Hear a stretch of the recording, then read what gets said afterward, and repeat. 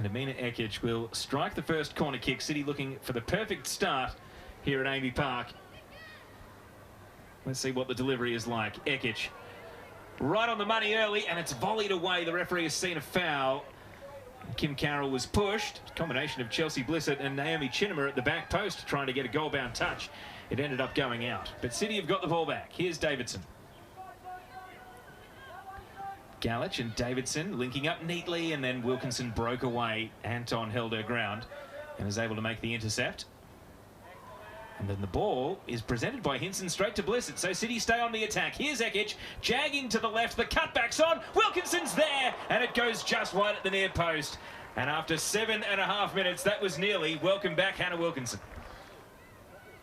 Chelsea Blissett waits for the pass. And now on the instep. Picked out McKenna very smoothly. And this is Letitia McKenna advancing into open space. Decides to cut central. There's no one there except the net. McKenna with a solo run.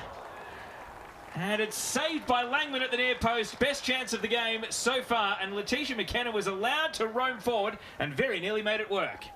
She certainly was, and she does such a good job at picking up the ball between the lines there. She runs with good positive intent, a little bit isolated. As you see, that touch takes her away from the goal, so she's probably got to show a little bit more patience there and recycle, but fantastic effort by McKenna.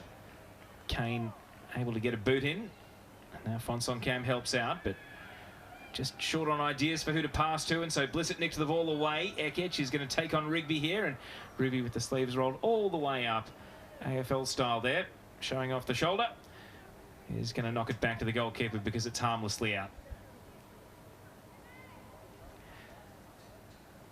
We mentioned that one-on-one duel earlier in the game. Mastro Antonio still following Galich everywhere.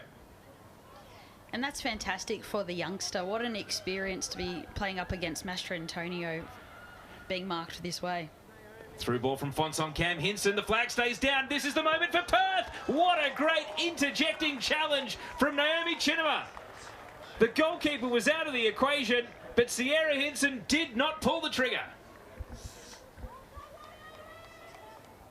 And so City will have to be good here if they want to make the most of these last 20 seconds. Otherwise, they'll go in on a stalemate.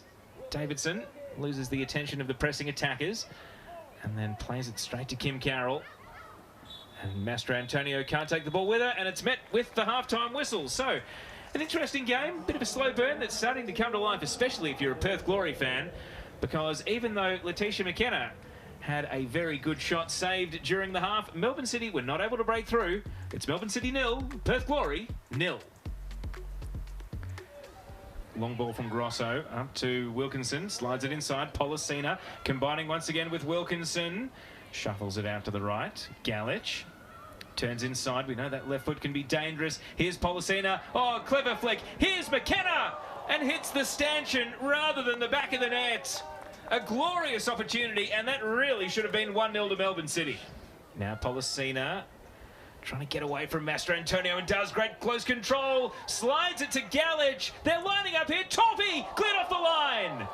Mastro Antonio comes up with a vital stop. So often there, I mean, that's come off the shin. You'd be forgiven for shanking that into your own net, and instead she's able to make clean contact at an awkward height to get the ball away.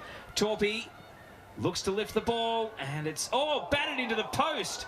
Langman almost with a brain explosion there. It looked like it was a catchable ball, but in the end she went for a punch. Cutting back, Wilkinson, Torpy, Policina, first touch promising, body check, penalty. And Rihanna Policina's injection into the game has been a bit of a difference maker, and now, once again, it leads Melbourne City to the penalty spot. Amina Ekic trying to score for the 4th time this A-League women's season, and on the hour mark, separate the two teams. Here's the penalty, and it's into the corner. Clinically dispatched, and Melbourne City, perhaps their penalty woes are behind them as they take a 1-0 lead. And that's a really well-struck penalty by Ekic.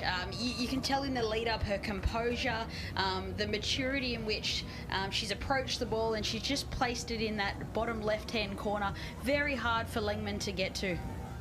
Well, Perth will feel as though that's rough justice. Melbourne City will feel as though the quality of chances they've created merit this goal. Amina Ekic, 4th strike of the season. And could be called into the action straight away here. Hinson nodding it on, and Koulizakis puts it over.